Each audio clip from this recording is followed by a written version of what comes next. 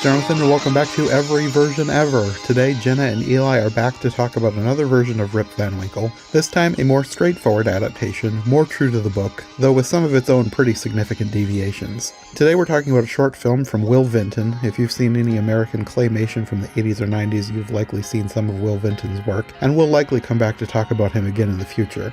He has a very distinctive, unique style. His character design is usually pretty recognizable, and I definitely remember having seen some of his work when I was a kid.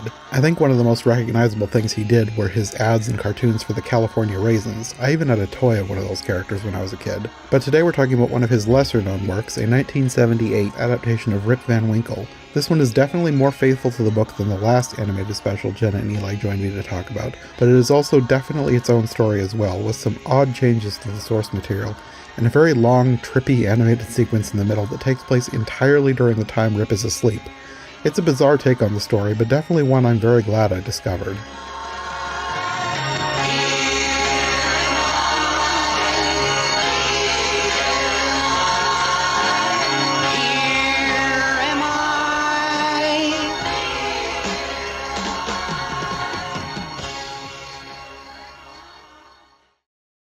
So far, I think this might be one of my favorite versions of Rip Van Winkle that I've seen. It is very bizarre. It is not really true to the book, but as an experience of something to watch, I really liked this one. So, um, my take, I've talked about how I like adaptations, about how they can reinterpret a story and give it its own theme or its own meaning, its own interpretation. Hmm. And this one, I think, definitely also does that, better than some others. And I really enjoy what they do here. Yeah. This, I do enjoy most of Will Vinton's work, so I did like appreciate this, especially just not just fascinating as like a animated stop motion short from the 70s. Like just that sentence alone would interest me, but just the fact that it's Will Vinton, I like his work. Hmm. I think he's got a lot of creativity, and if you watch this, I think you'll see what I mean. The animation is gorgeous. I mean, Hmm. it is that clay motion kind of thing, so it's a little junky, Hmm. but the opening shots with the blurring and the multiplanes were very well done. I would actually even dare to say maybe a little gorgeous. Hmm. Yeah. Um, so it's and that's kind of, and then I stopped noting like things I liked about that because it was everything. Yeah. Um, so Yeah. for aesthetics alone and animation, if you like animation, highly recommend watching this one. There's a lot of good animation here, and I think I'm just gonna go right into it. So the way they interpret Rip Van Winkle here is and I wrote this, Rip Van Winkle is more likable in this one. He's more of a good-hearted idiot than lazy, Yeah. and they take that a step forward that he's lazy, but he enjoys entertaining people, and in a sense, he does provide some value to the community because he entertains people and makes them happy. Hmm. And I was like, the animators are just like talking about themselves in this point, especially like, I may not save lives, but I make people happy, and that's Ah, valuable. And I notice this a lot with storytellers that this is a subject close to their hearts. Because I'm also thinking of like Walt Disney with Song of the South or his original Alice draft, or not one of his original Alice drafts, where it's like, I need to validate what I do. Anyway, so I thought it was very interesting that they did this with Rip Van Winkle. It's not a story that I would think of if I was trying to do that kind of story, but they did. And I don't know if I'd say I think it works, but I can appreciate what they were trying to say. Hmm. right. I think parts of this work, parts of this, like it is a bit uneven. Like it's not a perfect film. No, it's not. No. I just liked watching it mostly for the animation and the music. The visuals were just so strange, and I just liked watching it. Like as far Yeah. as like a story, it is a bit uneven. The characters are okay. I can see why this is kind of an obscure film. Like it doesn't have staying power the way more famous films do. But just as a fan of animation, I really liked this. Yeah, Yeah, I agree. I agree with that. Actually, the animation is the best thing about it. Like, because I like stop motion and claymation, like I really love. And yeah, it's sort of like the if this was like it told in the exact same way, only instead of like I don't know, it was like still drawings instead of like animation. Like it wouldn't compel me. It's not the writing here that I really enjoyed. It's just Yeah. it's the art and the style. Hmm. I think I would have still enjoyed like traditional animation, but like a live action, I don't think this would have hit as deep for me. No, because like all of the visuals is what is important to this. Like that's what I like about it. And if you're going to make it in live action, I mean, it's going to have to be half animated anyways if you want to recreate these visuals. Yeah, you're right. Yeah, but I think at least for me, I guess I find interest in the whole having to validate your skill as a storyteller as a valuable thing. I do think that's an interesting concept that could be in live action, but definitely would have to be more story driven than this was. Hmm. This is okay to not be as story heavy because it's more about, again, kind of I make beautiful imagery and I make it alive, Hmm. which is what the animation's all about. That trippy sequence is essentially what this whole thing is made for. Yeah, Yeah, kind of, yeah. that's Yeah, what it feels like. Yeah. It's the part that has the least to do with the story of Rip Van Winkle, but it is the standout feature of the whole short. yeah. I honestly am kind of curious why they even chose Rip Van Winkle. Yeah, I don't know. Yeah. Because like the points that they're trying to make with storytelling and maybe a little bit of an environmental message, they're not Mm. really in the original text. So these are things they've added onto it. Honestly, I kind of wonder, like backwards engineering it, if they were like, we're doing a Rip Van Winkle, I guess, but how do we do something with it? We have to make him more likable because in the original text, he's kind of unlikable in a way. At least maybe for a modern audience, I don't know. Kind of, that's kind of the vibe I got that they might Yeah. have just been like trying to like take the story of Rip Van Winkle and say, okay, what can we do with this and to make it entertaining? Yeah, how do we make him relatable and likable? They're like, Hmm. oh, we'll relate him to us. And that's also, again, that's the part I find fascinating was it was I feel like it was very relatable to the animators. Yeah, But like if I was going at it from I want to tell this story and make this point, this is not what I would have thought of. yeah, exactly. So what do you guys think? Is he more likable and relatable in this one? I think so. He's not unlikable. I mean, none of the characters I really like I thought stood out as like great characters, but he's not unlikable. I mean, like compared to other Rip Van Winkles or the original Rip Van Winkle, the OG, I feel like he's more likable in the sense that he's more good-hearted. I mean, we see him like actually give away his crops, which I wrote, I'm surprised he has crops. Um, That he is true because I think even in the original book, it talks doesn't about do like anything he can't his land is like barren because nothing grows on his land. So because he doesn't put in the work, you know. that's I'm sure that's part of it. Yeah. Yeah, so like I was like I'm shocked he has crops and to I need to give away. So he's kind Yeah. of he's good-hearted and he's an idiot because he Hmm. also like dropped his crops. Yes. He is good-hearted. He is good-hearted. Yeah. So it's like okay, well I guess I kind of appreciate that you're making him more likable. He's still annoying, but okay, you get a pass, I guess. I If I had to invite a Rip to a birthday party or something, I guess I would invite this Rip. Right. Yeah. I like coming up with stupid scenarios. Yeah. I think they're probably going off of the book version of Rip because technically, like, he does kind of ignore everything that happens at his own home, but he does help everyone in town. So, in that way, he is likable. The people of the town like him because he does so much for them. He just ignores his wife and kids and everything in his own farm. I guess for some reason I don't like people pleasers like that. So Hmm. I like I could respect storytellers more. Maybe that says more about me as a person. So maybe he's more likable to me. Okay, interesting. That- I thought it was kind of strange that they decided to turn the Peter Vanderdonk character into his landlord. And they used this character. Well, I mean, in the book, Peter Vanderdonk is the person who like identifies him as yes, he's really is Rip Van Winkle. But he's the only person that they have at the end of the story here because this version of Rip does not have any kids.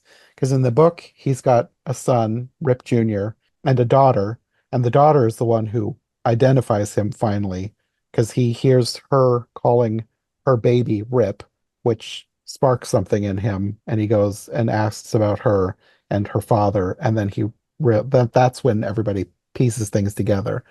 But with this, you only have Peter Vanderdonk. But I thought it was strange that they decided to make him be the nasty landlord instead of the historian at the end of the story. I kind of wonder if it was partly they didn't want to give him connections that would make him look bad for not being involved, maybe. Oh, So, like, maybe. yeah, they didn't want him to have any friends he would leave behind. They didn't want, especially kids, they didn't want him to be a deadbeat dad, essentially. Hmm. Because I know when I watch other Rip versions, I'm like, man, he sucks. His kids grow up without him. And he's, happy about it, essentially. Maybe not completely, but happy enough.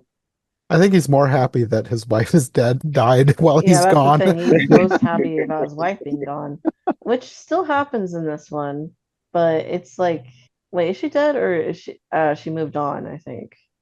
I don't remember. Did they say if she had died? I know that the two old ladies, it's I been think she like 2 weeks died. since I wrote my notes. Let me see if I wrote anything about that. I know the two old Yeah. ladies talk about a widow who moved somewhere and married a tailor, but I don't remember if they said she died.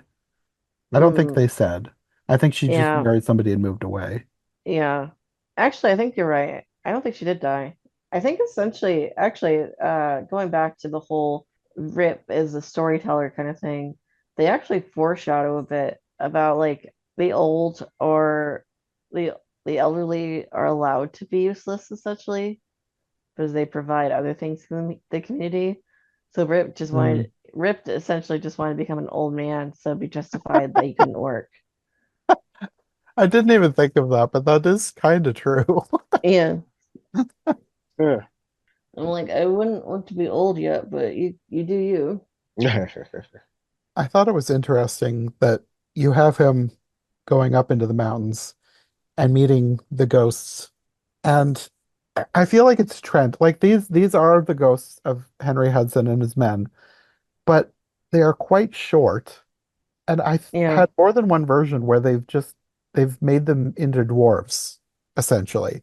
And I don't think that is from the book, but it seems so strange that more than one version does that. it was a ship of little people, don't you know?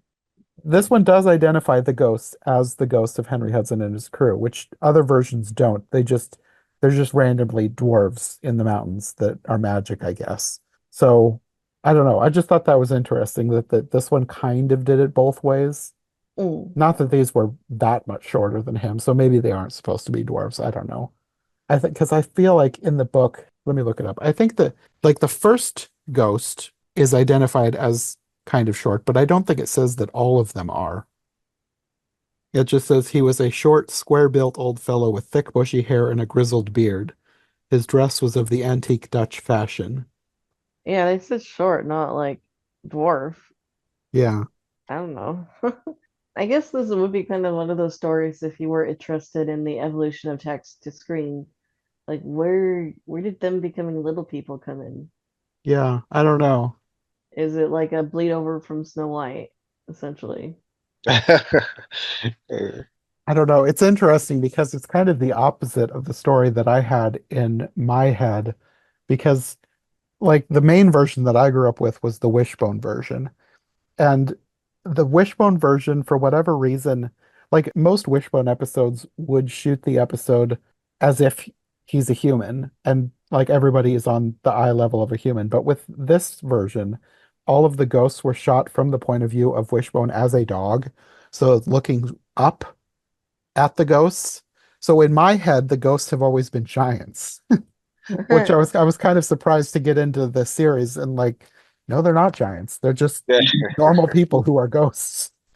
But then finding out that some versions have them as dwarves, which is the opposite of what I had in my mind for the longest time, Wishbone just made it all the more confusing. apparently. Yeah. They're the outliers. I mean, it just makes more sense, I suppose, for a dog's perspective that they would look big. Yeah. But everybody would look big to a dog. So Yeah. Well, that's why I said like most versions that they do, most episodes, they don't shoot from the dog's perspective. They have him on something like looking into people's faces as if they are actual humans, like as if Wishbone is playing a human. It was just this version specifically had the point of view as they're walking through the woods of him looking up at these characters. So they just, in my mind, they were giants. they might be giants. Yeah. But The good band. The good band. yeah, it is. Well, speaking of music, what did you think of the music in this? Um, Uh, I did write the atmospheric music when he leaves town is actually pretty groovy. I really liked the music, like the stuff when he's like going up into the mountains and he starts hearing his name being called. And it's kind of weird because I just did an episode on the version from Shelley Duvall, and it's not the same music, but it has similar vibe with like a very slightly dissonant choir, and I just really like the effect of that. like it might not even this might not even make sense, but when I was listening to the music in this, I kept thinking this sounds very 1970s. I Well, mean, it was it is the 70s, right? 70s. I was thinking Yeah. like the start of a rock opera or something. Heck, oh, kind of. Now that you mention it, yeah. Yeah, I can see that. I mean, it was okay. The music was okay. The only one I remember is when I wrote the atmospheric music when he leaves town is actually pretty groovy. I don't remember if that's the one you're talking about or not. The what I'm talking about is when he starts hearing the voices calling his name, Rip Van Winkle, and there's more lyrics than that, but I think that was a different one. yeah, it's I it's guess I further didn't up find into it the as mountains. groovy. I wouldn't say that part is groovy, Yeah. but yeah, I don't know. It was strange and interesting, and I enjoyed the vibe. It was memorable. It was good music. It's the same thing where it's kind of it wasn't my I wasn't like I didn't like it, but I was like this is good. You know what I mean? Hmm. It was interesting though. It was an interesting soundtrack. Yeah. They could have done something a lot more conventional, but they did something interesting. This one aged pretty well, but I think the music probably is the most agey thing about it. Yeah, I think so. Yeah. Probably. I would say the animation is too because they just don't do this kind of They don't do claymation this anymore. anymore, yeah, but I will argue claymation is timeless, Yeah. and anybody could catch my hands if they don't agree. Yeah. Oh yeah, I absolutely agree. Like claymation is timeless. Like and Yeah, then like and I well and I'm as somebody who watches a lot of like things from the past, I think you both do too. It's like it's like especially for me, like it's like no there's no such thing as like an animation style that feels like dated just because it's like just because I would just welcome it if it came back, it wouldn't feel dated to me. It would just feel like, oh, the world is right again. Now we have more hand drawn and more claymation movies. It's just like it's so same. I so would it doesn't. also be like that. I'm Yeah, trying to genuinely trying to think of something that I think would feel dated.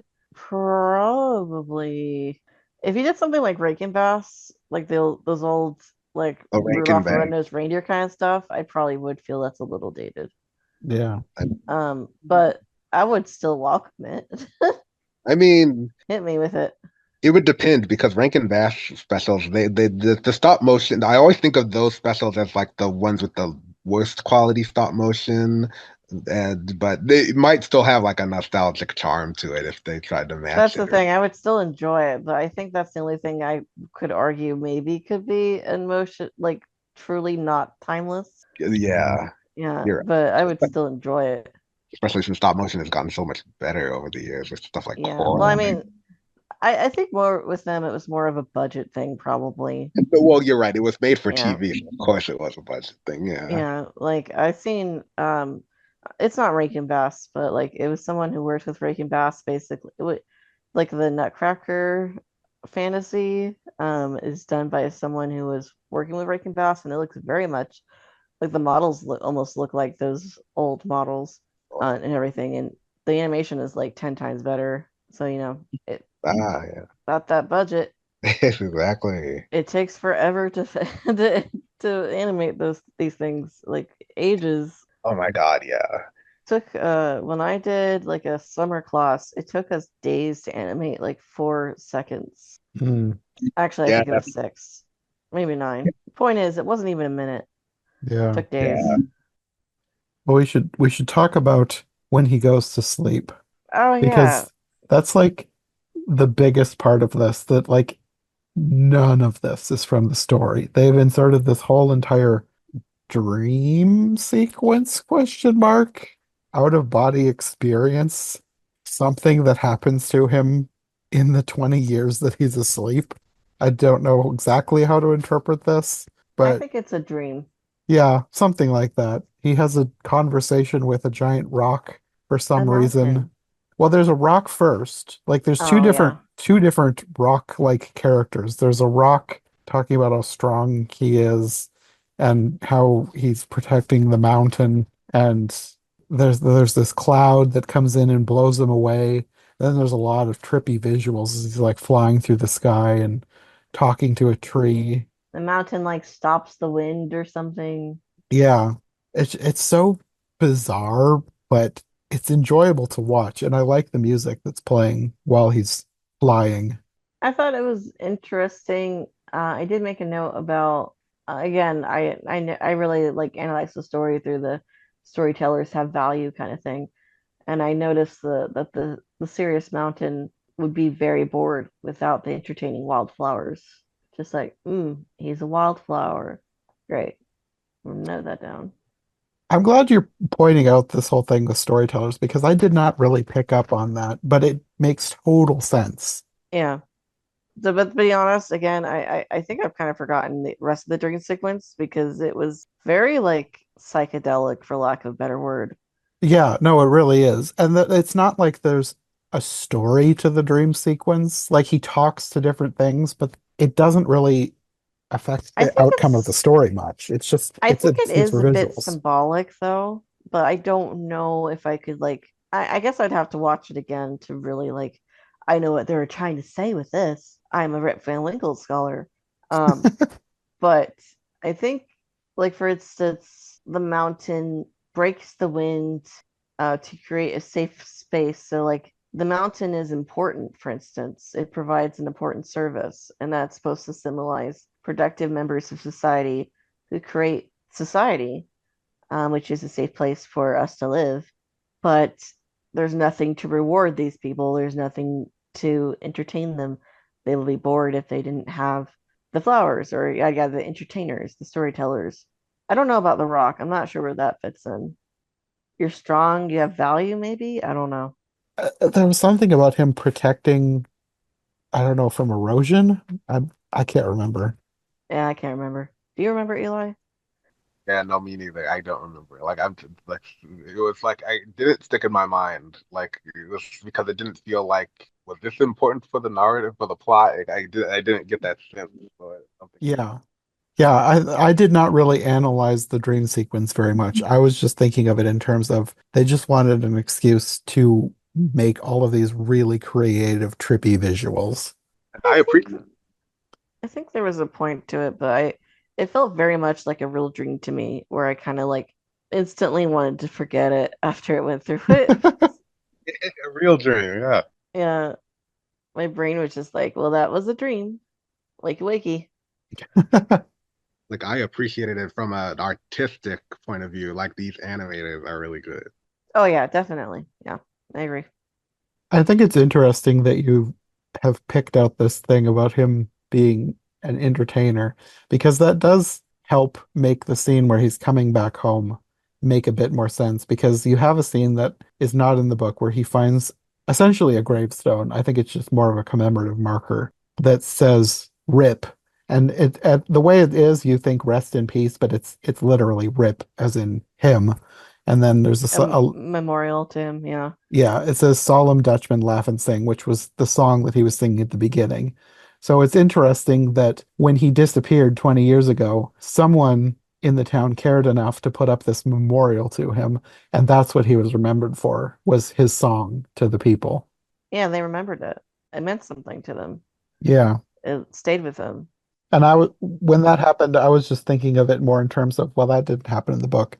But I also wasn't thinking of it, of the story. The thing that they changed was not that he went around and helped everyone in town with all of their chores. It was that he was entertaining them and giving them music. So now that you've brought that forward, like I didn't even think of the fact that he was like the town storyteller.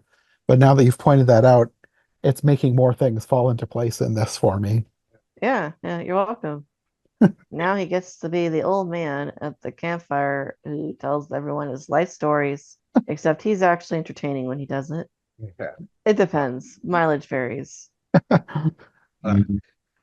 Not a bad way to go though. Like to end your life just being like the old man who tells stories by the fire. Like that's how I want to go.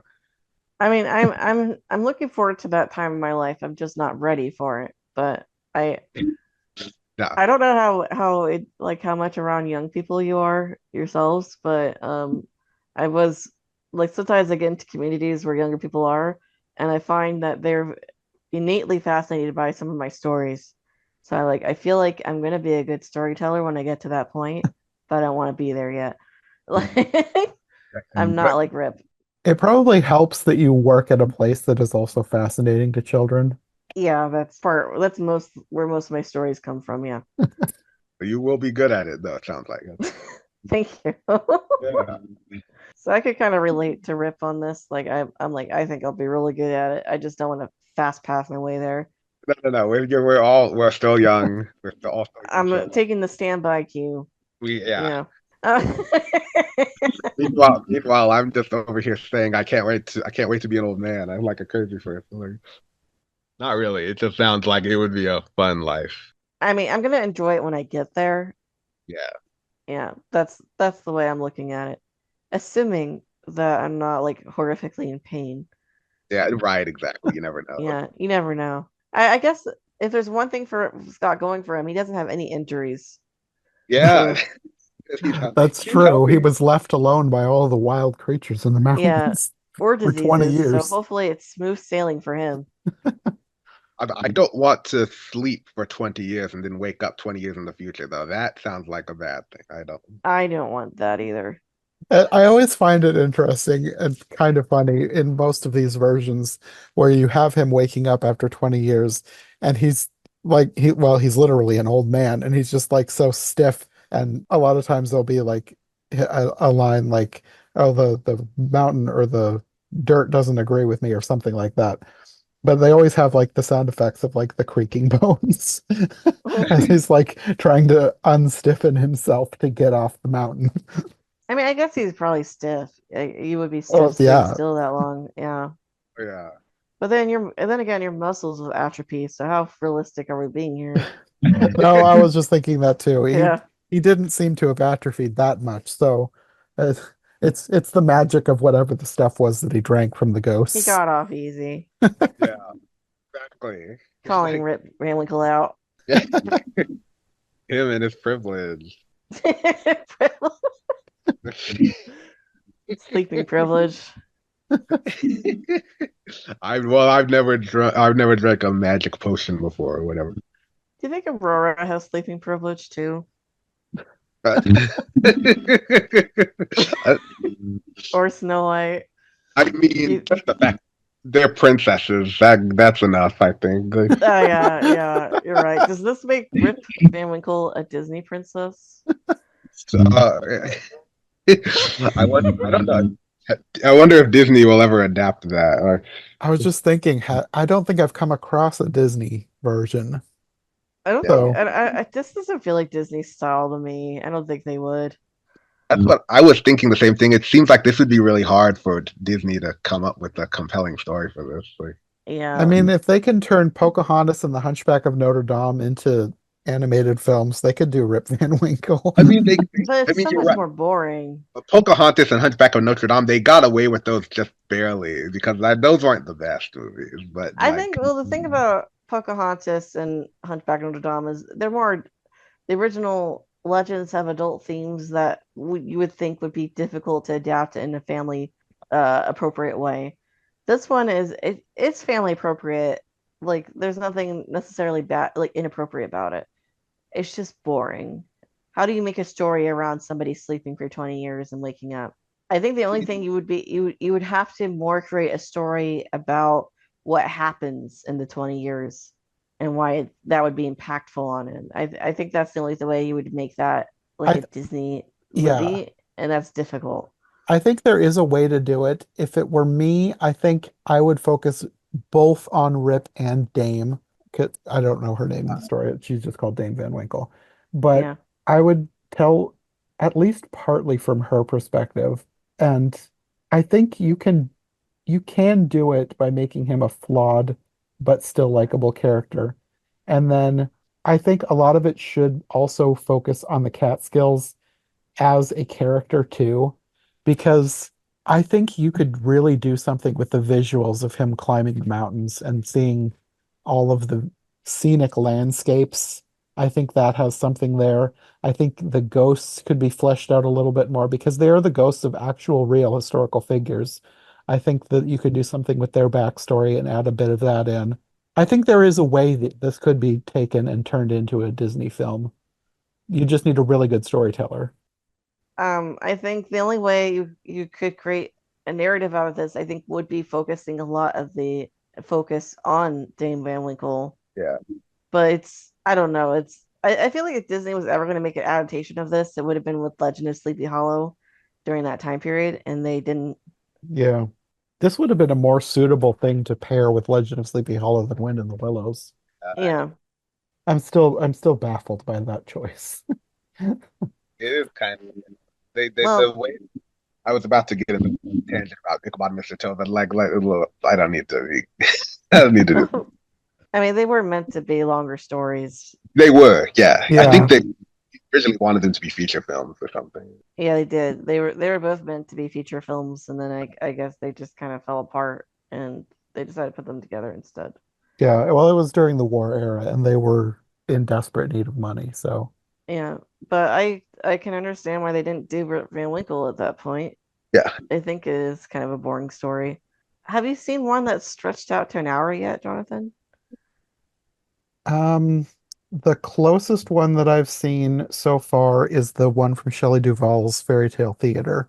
That one was, I believe, 50 minutes. Wow, impressive. And I did enjoy that one, but they did add things to it, and a lot of it had to do with the visuals.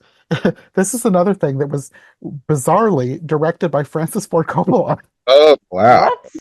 It was. I was like, why does he keep coming up? Like we had Captain EO that we talked about, and then Sleepy Hollow, Tim Burton's Sleepy Hollow. He was involved with that. He wasn't like directly directing or Maybe he's a Washington Irving fan. I don't know, but it's bizarre that he keeps coming up on my podcast for whatever Yeah. reason. And Michael Like Will Jackson Vinton, and Will Vinton. The universe is trying to tell you something, but I don't know what it apparently. is. Yeah, I don't know. Have you have you ever watched Godfather before? I have not. Oh, the universe is telling you to watch The Godfather, I think. It's one of those movies that's like supposed to be this great film, but I don't know. Just gangsters doesn't really interest me. Yeah. Yeah, I'm the same. Like I haven't watched it because it hasn't really pulled my interest. It's like, yeah. If someone was like, Jenna, watch it right now, I have it, and you have nothing else to do, and I was like, I'd be like, okay, fine, but I don't go seeking it out. It's one of those movies that I would probably only choose to watch if I was going to do a podcast on it. and I don't have time to do a podcast on a movie that I don't really want to watch that much. My thing would it was more like if I'm in an Airbnb and I have nothing else to watch. It's the one DVD that they left behind. Yeah, it's just like yeah, The sure. only choice. Yeah, put it on. The only thing about The Godfather is that like it's at the time it came out in like 1972, it was like a really big deal, but like so many movies since then, since that came out in the 70s, 80s, 90s, have like outdone it with like their own gangster mafia movies. It doesn't really it's still a good movie. I like it, but it doesn't really hold up as like this amazing thing anymore. So like if so even if you did watch it, it probably wouldn't be that outstanding.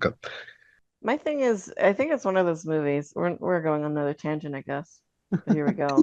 I think it's one of those movies where it's so ingrained in pop culture that you don't even need to see it because it's been spoiled and it's quoted all the time. I mean, Yeah, yeah. like The Shining is one of those movies for me. It's like I could watch The Shining, or I already know all the highlights. Right. Well, The Godfather is the kind of thing that like I probably wouldn't want to watch if it wasn't so popular. So that's a lot of times where like I just am interested in film history, so I just like to watch like classics just for the fun of it. So that I was interested in watching it for that reason, but not. But if you're just looking to be entertained, Yeah. yeah, Yeah, they're that's they're that's the main thing that's interesting to me is the history. I'm less interested in the movie itself. yeah, There's exactly. so many movies that I should see because I feel like it'd probably be interesting for like film history wise. Another one would be like Casablanca, but I haven't watched it. I love Yeah, Casablanca. I haven't seen that either. I hear it's one of the best movies ever, Agreed, agreed. This but is- I haven't watched it. I don't. But it's I'm like here to kind of I should, but I just haven't. You don't have to watch it. Like no one's forcing you, but I'm here to say it's really good. Okay. I mean, you could tell me I have to. That would be a reason. Well, Eli says I have to. I, Um, no, I'm not gonna like send you a threatening letter, like trying to blackmail maybe you should. No. No, but yeah, like, there's a lot of like films where I'm like, I should really watch that.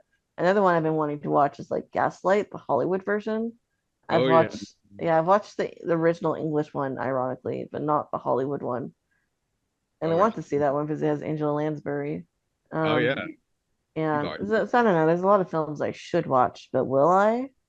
I mean, well, Really? there are a ton of films. There are a ton of classic films out there. Like. Idea. Rip Van Winkle watches classic films in his sleep. Mm. Yeah, because I'm gonna need 20 years to get through all of 20, them myself.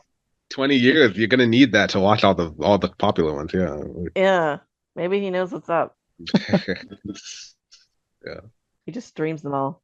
Now and suddenly he's just become more relatable now because like I watched like 20 years of stuff like all the time. Like it was now I understand Rip Van Winkle. It comes out, he's like, I know enough for all the pop culture references now. Yeah. He And like I'm he wakes up from his sleep and he's like, ask me anything about Seven Samurai. Like ask me if I've seen this movie. Like yeah. and then the kids are like Rizzler, and he's like, oh no. Yeah. I don't know what this means. Uh, I have to uh, go back and watch new uh, films. another 20 years. He's like, I have to go back to sleep now. Yeah. That's what he's thinking. Yeah. Relatable. Relatable, yes. Call us Disney, and we came up with it. Yeah. I don't have anything else to say about this. No, me neither. I'm waiting for someone else to initiate conversation. Like, I think we've probably talked enough about this version of Rip Van Winkle. Like, there's not a whole lot more to say about this version. I think the main takeaway for me is the animation and the visuals, and also the strange music. I like the vibe of this film more than the story itself. Like the story is just meh, it's fine. It's kind of boring, but Yeah. just the way they chose to make the film is what I really enjoy about it, and I recommend it as just a watching experience. Probably more for the experience of watching it than just a version of Rip Van Winkle. And Yeah. it's really not that long. No, It it's is. not. It's not even a half hour. Yeah, I agree with you exactly everything you just said. It was like I like the music, I like the animation, the story isn't like outstanding or anything, but it's really interesting. Like if you, I would recommend this to like fans of obscure animation, like because that's Yes. Yeah. like something. Yeah, because that's what I am. I'm a fan of obscure. If you've seen if you've ever seen an animated like short or something from like the 60s or 70s, like I want to know about it because like I those are the ones like that I really am interested in because I've seen all the shorts from the 40s and 50s as Looney Tunes and Tom and Jerry. Like I want to see more like stuff from the 60s, 70s, and 80s because those are the ones that I have blind spot on. And those really fascinate me, and especially if you're a fan of claymation, like I am. This is interesting. This is very good, Will Vinton. I recommend this for any animation fans, especially as Eli was saying, obscure ones. Yeah. I also recommend this if you're a Rip Van Winkle fan. Probably, I imagine one of the top ones of adaptations. And I'd also recommend this if validating entertainment as valuable interests you. This is a good one as well. Yeah. Yeah. Yeah. That's a good angle you came up with on how like the people like creators and like animators possibly and artists like can relate to this story because that is an angle I did not. Yeah, I think a lot of entertainers, whatever you are, a writer, artist, animator, designer of video games, whatever, I think you will get a lot of validation out of this. So I recommend it. Yeah, definitely. Okay, well, I think that will be all for this episode of Rip Van Winkle. I'm sure we'll be back in the future, whether or not it's Rip Van Winkle, we'll see. But until we have you back for something else, do you want to let people know where they can find you if they'd like more from you, Jenna? You can find my Alice content, which is also about a girl who goes to sleep, on Still She Wants to Be Phantomwise on YouTube. And then for anything else, I have Love Gift of a Fairy Tale on YouTube as well. And Eli? Yeah, I'm mostly on Twitter. My handle is at ejunkie2014, and I also have a blog, and that blog is called Entertainment Junkie Blog, and you can find that blog on the website ejunkiblog.com. Okay. Well, until next time. Thanks for listening to Every Version Ever. If you enjoyed this episode, make sure to subscribe and follow my co-hosts as well. My Linktree and all of our links will be in the description below. If you want more of my content, all my podcasts are available on YouTube as well as most podcast platforms. If you enjoyed this show, check out one of the other podcasts or check out my Patreon for bonus and extended episodes you won't find anywhere else. We'll be back soon with another brand new episode, so thanks for listening and we'll see you next time.